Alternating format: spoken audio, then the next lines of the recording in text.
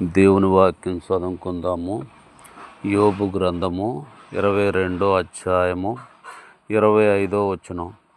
అప్పుడు సర్వశక్తుడు నీకు అపరంజిగాను ప్రశస్తమైన వెండిగా నుండును. అప్పుడు సర్వశక్తుని యందు నీవు ఆనందించెదవు, దేవుని తట్టు నీ ముఖం ఎత్తెదవు. చాలు.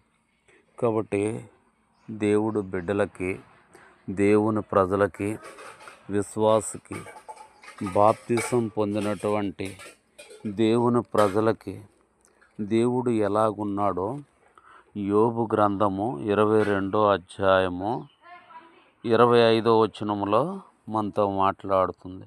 అప్పుడు సర్వశక్తుడు నీకు అపరంజి కిరీటముగాను ప్రశస్తమైన వెండిగా నుండును. కాబట్టి అపరంజి కిరీటం వలె ఉన్నాడు దేవుడు. మనకి ప్రశస్తమైన వెండిగా ఉన్నాడు.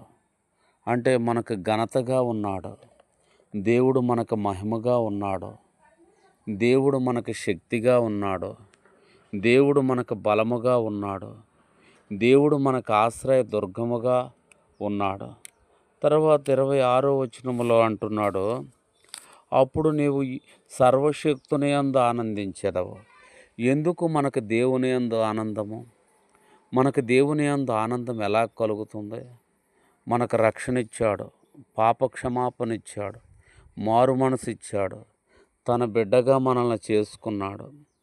ఈ భూలోకంలో మనకు ఆరోగ్యం ఇస్తున్నాడు, ఆయుష్ ఇస్తున్నాడు, ఐశ్వర్యం ఇస్తున్నాడు, పరిశుద్ధత ఇస్తున్నాడు.